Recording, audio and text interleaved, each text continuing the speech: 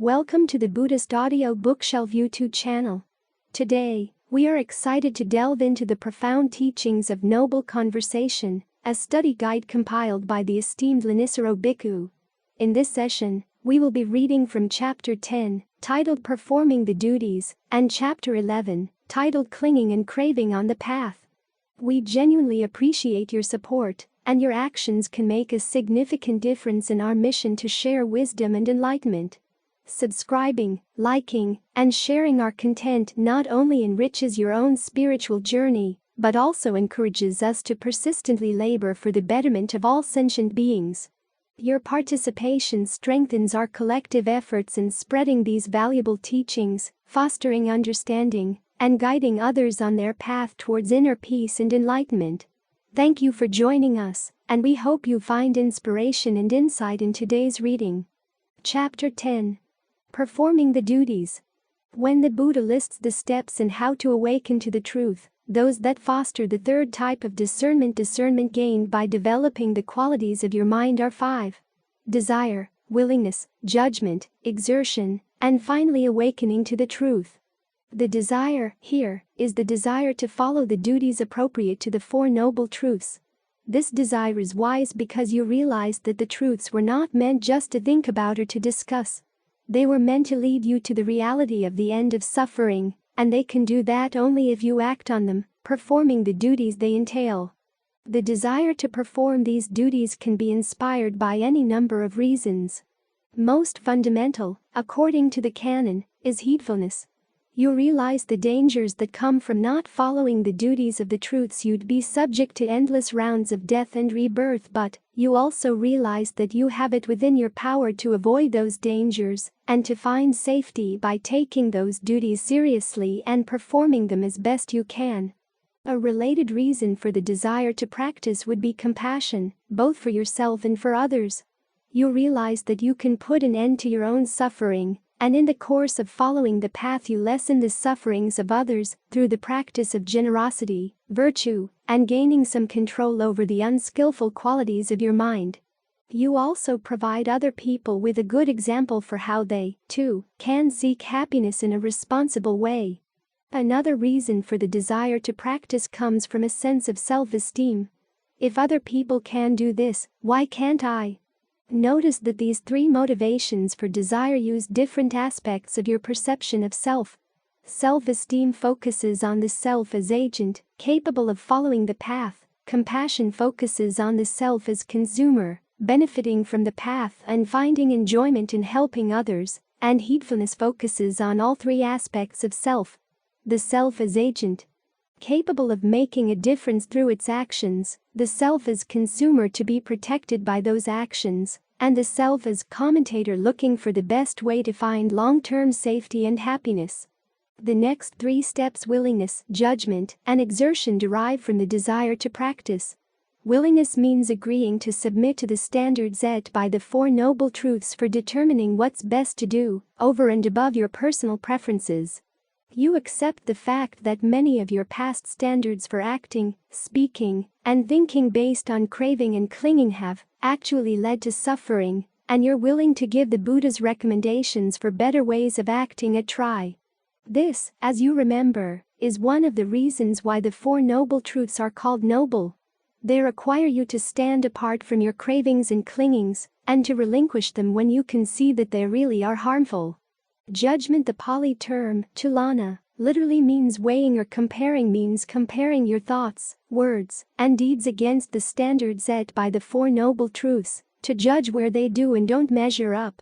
In particular, instead of judging whether to follow a particular course of action based on what you find pleasant to do, you judge it as to whether it counts as skillful or unskillful in the long term. And then based on that judgment you determine whether it should be followed or abandoned.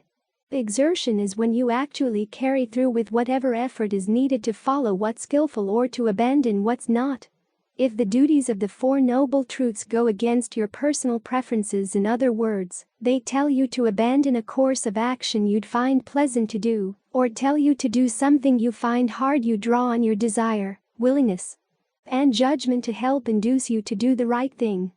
As you begin gaining good long-term results from your exertions, those results help to strengthen your desire and willingness to follow the path even further. You actually come to delight in the practice. The Buddha notes that this delight is an important element in nourishing the stamina needed to stick with the path all the way to the end. The fact that you're getting good long-term results from your exertions also helps to sharpen your judgment as to which actions are actually skillful or not. This shows that these four qualities, desire, willingness, judgment, and exertion, don't follow one another in a single file. They work together to make one another strong. The same reciprocal relationship can be seen in other ways in which the Buddha describes how qualities of the mind work together to help you to progress on the path and develop your discernment.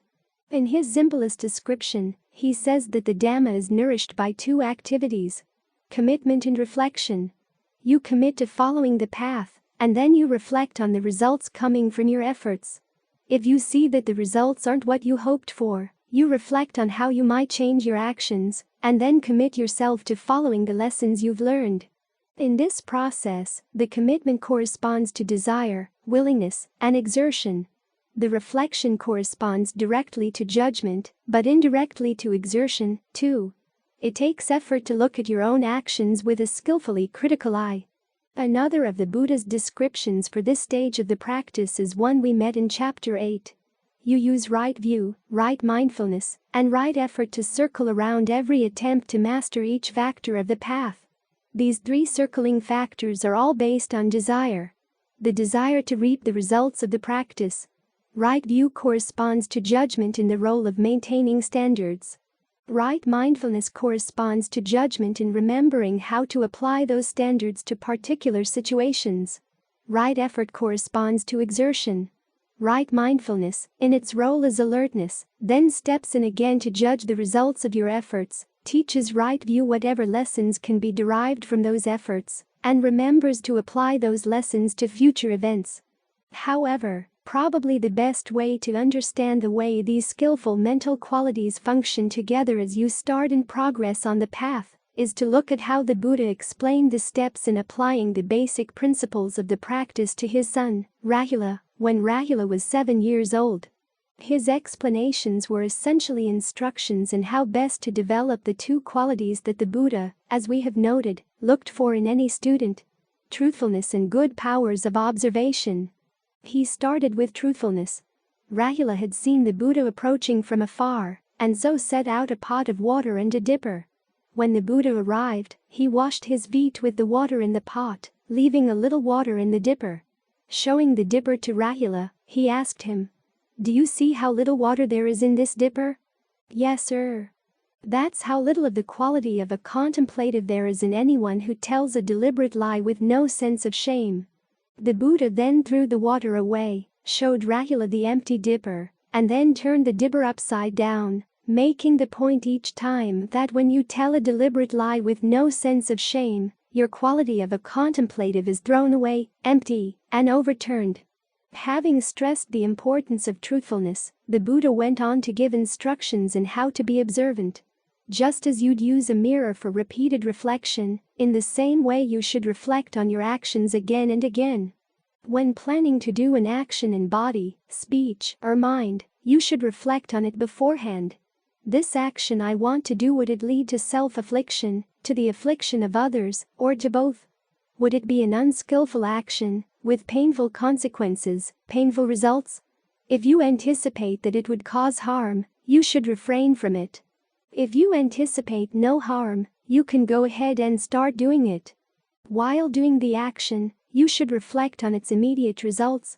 This action I'm doing, is it leading to self-affliction, to the affliction of others, or to both?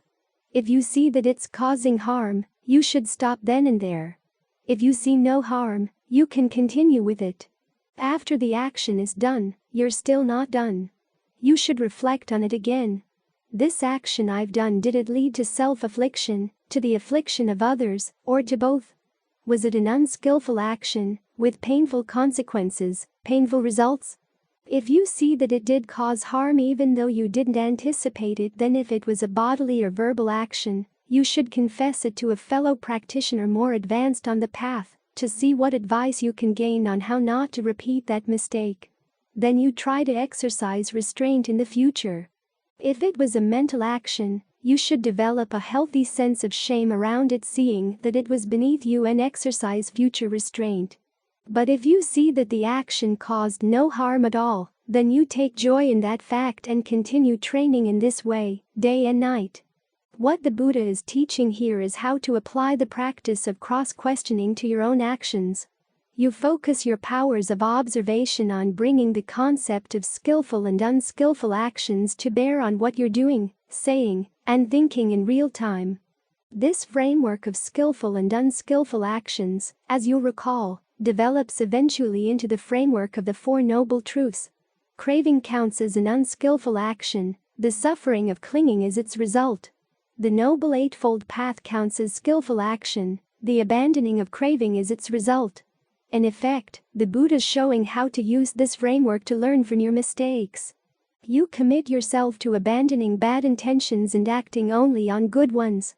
It's when you act on good intentions that you can most willingly admit your mistakes and learn from them. When you see in practice that even good intentions can sometimes lead to harm, you realize the need to learn from that harm, so as not to repeat it, and to make sure that your intentions become even better than good. They have to be based on practical knowledge to be genuinely skillful. These instructions embody the 4 steps in awakening to the truth that we noted above. You willingly submit to this training, and then judge your actions by it, both in terms of the motivation behind them, and in terms of their actual results.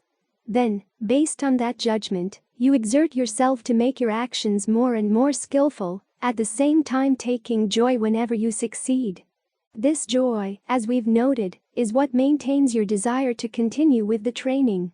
These instructions also embody the 3 types of truthfulness that we discussed in connection with monastic training. You try to be truthful in perceiving the actual motivation and results of your actions, and in reporting your mistakes.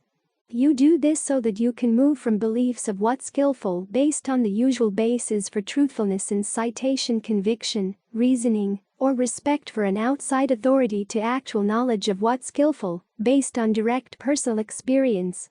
Of course, you're engaged in actions all the time, which means that as you continue with this practice, you have to become skilled in applying these instructions with greater and greater speed. This may be why, when the Buddha compares the skills of a meditator to those of a trained archer, he says that the ability to see your thoughts, words, and deeds in terms of the 4 Noble Truths is like the archer's ability to fire shots in rapid succession. When you follow the Buddha's instructions to his son, you see that adopting the framework of the 4 Noble Truths as a guide to your actions develops good qualities both of the mind and of the heart. That's why the training they offer is complete. In terms of the heart, they teach heedfulness in that you take the results of your actions seriously, compassion in that you don't want to do harm, determination to follow this ideal in all your actions, a sense of honor in holding to this ideal, a healthy sense of shame over the times when you do cause harm, truthfulness in your willingness to admit your mistakes to yourself and to others, and integrity in taking responsibility for any harm you've done. These qualities of the heart are another area where we can see the nobility of the training provided by the 4 Noble Truths. As for qualities of mind, the Buddha's instructions develop the cluster of qualities needed for practical discernment. In his list of the factors for awakening, he notes that the discernment factor, which he calls analysis of qualities, is developed by applying appropriate attention to skillful and unskillful qualities as they arise in the mind. This means stepping back from their content and looking at them as part of a causal process, seeing the internal causes that foster them and the consequences of acting on them. This is precisely what the Buddha taught to Rahula. The Buddha also notes that when you apply appropriate attention in this way, you also starve the hindrance of doubt. You then use this approach to develop the other factors for awakening: mindfulness, persistence, rapture, calm, concentration, and equanimity, and to abandon the other hindrances to right concentration: sensual desire, ill will, sloth and lethargy, and restlessness and anxiety. And it's not too hard to see how the Buddha's instructions to Rahula help to develop the three factors of the path that circle around the development of all the path factors. Right view teaches you to avoid causing harm. Right mindfulness keeps that lesson in mind each time you act, at the same time observing and reflecting to see how well you're following it. And right effort makes the effort to commit to the path of harmlessness in your thoughts, words, and deeds at all times.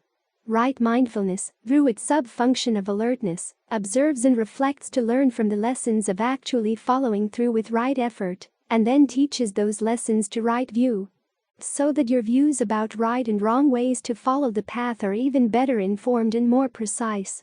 It's in this way that the practice of using appropriate attention as you commit to the path teaches you to become more and more discerning as to what the path actually is. You take the knowledge you gained from the words describing the path and use it to give rise to a direct experience of the mental qualities that form the reality of the path in your own mind. This is how, in connection with the noble truths, you move from the truths of words to the truth of realities. As you gain this discernment through developing, it teaches you lessons not only about the reality of the fourth noble truth. It also teaches you lessons about how that truth relates to the reality of the first two noble truths, in order to arrive at the reality of the third. Those are the lessons we'll consider in the next chapter. Chapter 11. Clinging and craving on the path. As you commit to the path and reflect on your actions, you begin to appreciate the Buddha's strategy for attacking the problem of suffering. Before you abandon the cause of suffering, he has you develop something better to hold on to in the interim, both to make you more inclined to let go of your cravings and to ensure, when you do let go, that you won't be set adrift. In fact, his step-by-step discourse marked the beginning stage in providing you with that something better. As you recall, he gave that talk to wean his listeners away from their infatuation with sensuality. To do that, he provided them with a way of viewing the world in which a certain course of action, the renunciation of sensuality, is an obvious and attractive should because it leads to your long-term welfare and happiness, with you defined in terms of multiple lifetimes. In other words, as you recall the four types of clinging that constitute the first noble truth, you'll see that he's recommending a view clinging and doctrine of self-clinging that will help get you started on the habits and practices of the path. This means that, as you get started on the path, the Buddha proposes three new versions of clinging to replace the unskillful ways of clinging in which you've engaged in the past. As for sensuality clinging, that has no role on the path at all, but the path itself proposes an interim pleasure, the pleasure, rapture, and equanimity of right concentration that will form an alternative object of desire to replace your desires for sensuality. This non-sensual pleasure will be your food along the way, so that you're not tempted to revert to sensuality as the path gets difficult. In effect, with the practice of right concentration, the Buddha's offering a skillful type of habit and practice clinging to replace sensuality clinging as your source of inner food. In fact, of all three forms of clinging to be used in the path, habit and practice clinging is the most pivotal. After all, the path to the end of clinging is a path of action. We've noted that it's the kamma that puts an end to kamma, which is why the Buddha's teachings go into great detail on the habits and practices of virtue, concentration, and discernment that should be developed to form the path. However, to believe that such a path could actually work, you need a view about the world in which actions can be freely chosen and have the power to transcend the round of death and rebirth. This is why right views about action, kamma, and rebirth also form part of the path. At the same time, you need to have a sense that you, as an agent, are capable of following the path, and that you, as a consumer, will benefit from doing so. This is why, as part of his strategy for motivating you to engage in the path factor of right effort, the Buddha provided many teachings to encourage a healthy sense of self, saying that the self is its own mainstay, that it's responsible for its actions, that it's capable of mastering the path, and that it will benefit from doing so. But it's worth noting that even though the early teachings are very detailed in their instructions as to what should and shouldn't be done, the worldviews and self-views they provide to support these instructions are nothing more than sketches. Because they're not the focus, the Buddha addressed views of the world and the self only when absolutely necessary to support the basic premises of Kamma.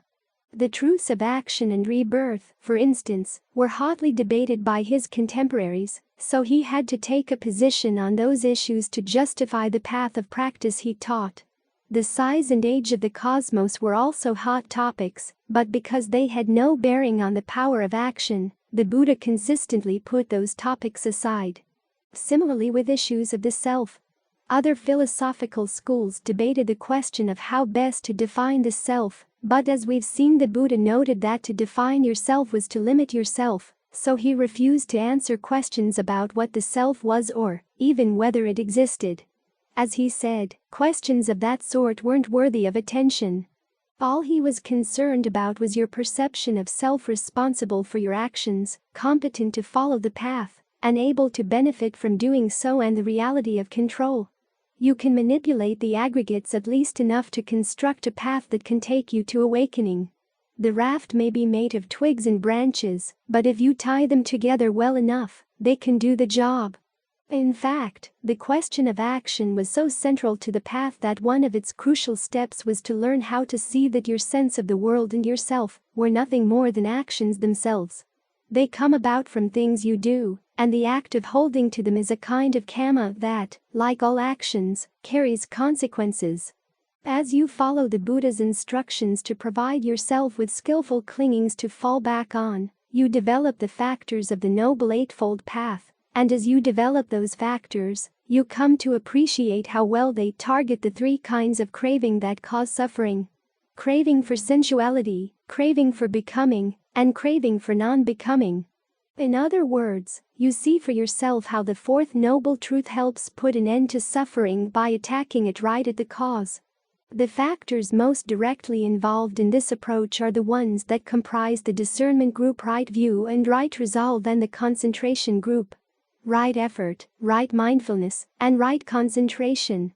The remaining factors, in the virtue group, play more of a supporting role, in that they develop the clear conscience and mental sensitivity that right mindfulness and right concentration need in order to be honest and strong.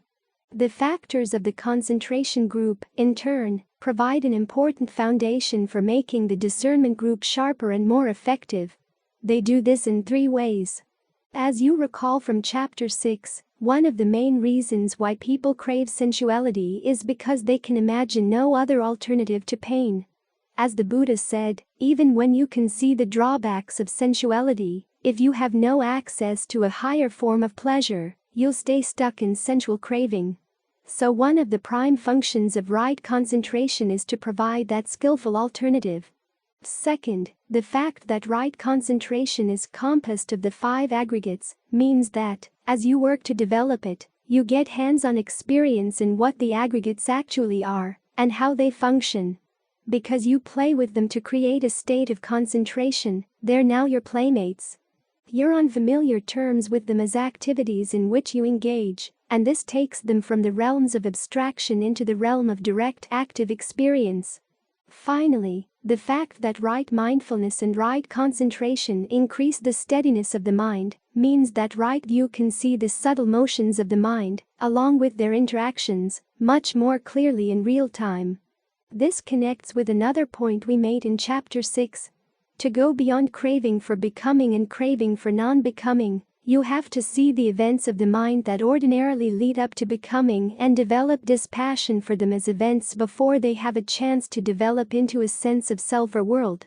The fact that right view looks at experience in terms of skillful and unskillful actions, and right resolve aims at avoiding unskillful mental attitudes, means that these discernment factors are equipped with the right framework to make this analysis. When supported by the factors of the concentration group, they can apply this framework to actual events. The canon says that craving for sensuality is the first form of craving to be overcome, followed by craving for becoming and non-becoming. This gives the impression that you focus exclusively first on sensuality and then on the other two forms of craving, but in actual practice, you need to attack all three at once. That's because sensuality fantasies and plans for sensual pleasures entails a sense of the self who will find and enjoy the pleasures, along with the world in which those pleasures will be found. This means that the grosser forms of becoming that surround sensuality will be the first to go, followed by the subtler ones that surround the practice of the path itself. To detect the events leading up to craving, and through craving and clinging to becoming, and then to develop dispassion for them, the Buddha recommends a 5-step program. 1. See their origination, i.e., what other events cause them. 2. Observe their passing away as those causes pass away. These 2 steps allow you to discern the fabricated nature of these events as steps in a process. 3. Look for their allure, why the mind is attracted to them. 4. Look for the drawbacks of clinging to them. When you see that the drawbacks far outweigh the allure. 5. Dispassion arises, providing the escape from them. The crucial steps in this approach are 3 and 4. As we noted in Chapter 6, one of the difficult aspects of truly understanding craving is to see precisely where it's located. That's the duty here of Step 3. If you don't detect the exact location of the allure, then no matter how much insight you have into the drawbacks, that insight won't lead to true dispassion because it won't be on target. As for Step 4, the Buddha prescribes many perceptions to apply to these fabricated events, to help you see that they're not worth the effort of fabricating states of becoming around them. These perceptions fall into 3 main groups. Focusing on the inconstancy of fabrications, focusing on the stress of whatever is inconstant, and focusing on the fact that if something is inconstant and stressful, it's not self. These perceptions are aimed at helping you to see that any state of becoming that you construct out of such raw materials won't lie totally under your control, and so inevitably will lead to disappointment. The effort required to construct a sense of self around such things is simply not worth it. It would be like building a house out of flimsy materials in an area prone to earthquakes. It could fall down at any time. When this value judgment hits home, that's how right view develops the dispassion that can put an end to that particular instance of craving for sensuality. In the beginning stages of the practice, as you're developing discernment aimed at dispassion, there's a natural tendency to hold on to the insights that work. After all, this is how discernment develops. You use your powers of alertness to see what gives good results in getting past a particular craving, and you use your powers of mindfulness to remember that lesson for future use. Your command of the path encourages you to hold on to it with more and more confidence. However, over time, as you get more skilled in reflecting on what you're doing as you develop this discernment, you begin to see that you're simply replacing gross forms of craving with subtler ones. The craving that leads you to cling to the factors of the path. After all, given that the factors of the path can be objects of clinging, and clinging is based on craving, those factors arise in dependence on the same sorts of mental events that underlie the cravings you've been abandoning. If you really want to be free from the stress of fabrications, you'll have to start letting go of the craving to hold on to the path, without, of course, reverting to craving in its more blatantly unskillful forms. This sort of reflective insight backed up by heightened powers of concentration and discernment is what enables you to begin developing the dispassion that leads to the noble attainments. Your act of letting go becomes more all-encompassing. You begin to let go, not only of the cravings you've been observing, but also of the factors of the path that underlie the act of observing. In fact, this is the stage of the practice where the separate duties of the 4 Noble Truths begin to converge. Dispassion, which is the duty with regard to the second Noble Truth, now becomes the duty for all 4. Comprehending suffering leads to having dispassion for clinging, developing the path and especially the factor of right view leads to having dispassion for the factors of the path. Even when realizing cessation, you have to have dispassion for it if you want your freedom to be all around. The main turning point is when you start developing dispassion for the path. The canon describes a variety of ways in which this can happen. This means that the exact insight that will lead to a breakthrough to the noble attainments will vary from person to person. In the most general terms, the canon says that you take the same 5-step program that you applied to acts of craving and clinging, and you apply it to the 5 faculties of conviction, persistence, mindfulness, concentration, and discernment. Because the faculty of conviction includes the virtue group of the Noble Eightfold Path, and the faculty of persistence is the same thing as right effort, this means that, in effect, you apply this framework to all the factors of the Noble Eightfold Path. You see how the path originates from causes and how it passes away. You see its allure in freeing you from stress and suffering, and in providing you with the peace and pleasures of jhana, but you also see its drawbacks in that it's fabricated, and so has to be constantly maintained. In some cases, the canon says that you focus this analysis on the practice of concentration, seeing how it's composed of the 5 aggregates, and applying the same perceptions of inconstancy, stress, and not self to those aggregates, until the mind inclines toward the deathless. In other cases, it says that you apply the insights of right view to right view itself. Just as right view has taught you to regard views as actions and to see the stress that comes from clinging to those views, it now teaches you to look for the stress in clinging to right view. When you see this stress clearly as a drawback, that insight inclines the mind in the direction of the deathless. In either case, you realize that you can't stay where you are, nor can you go to any other mental location, for that would involve craving and stress as well. If, while the mind is faced with this dilemma, an opening occurs that is neither here nor there, that's the opening to the deathless. The canon illustrates this point with a paradox. A heavenly being once asked the Buddha how he crossed over the flood, and he replied that he neither pushed forward nor stayed in place. That was how he was freed from locations and everywhere released. Now, the canon warns that, on gaining an experience of the deathless, it is possible to feel passion and delight for it, and so to cling to it. When that happens, your awakening is only partial, as the mind still has a location. The perception of the deathless to which it clings. This is because your powers of reflection are still not strong enough. You didn't catch these new acts of craving and clinging in time. And while even a partial experience of the deathless is life-changing, it confirms your conviction in what the Buddha taught, that the ending of suffering is possible. It also teaches you that there's more work to be done. You'll have to pick up the path again in order to strengthen your powers of concentration and discernment, so that the next time the opening to the deathless occurs, you'll be better prepared. It's because the experience of the deathless is so overwhelming that the canon forewarns you. You need to apply the perception of not self not only to fabricated phenomena, but also to the deathless itself. And as we've noted, you'll then have to let go of that perception, too, so that your release will be complete. All of which goes to show the importance of the basic training in truthfulness that the Buddha recommended for his followers from the very beginning. As you learn to be more honest and observant toward your actions, to be accurate in the perceptions you apply to your experiences, and to be truthful in reporting your actions and in citing the source of your views, you begin to develop the reflective skills that will carry you all the way to the reality of suffering's end.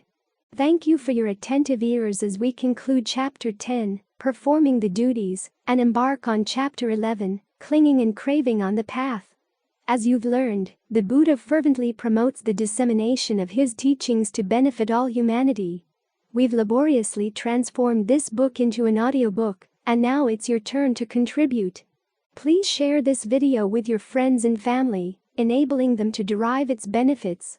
Subscribe, like, and share to extend the reach of this profound wisdom, fostering enlightenment and understanding for all.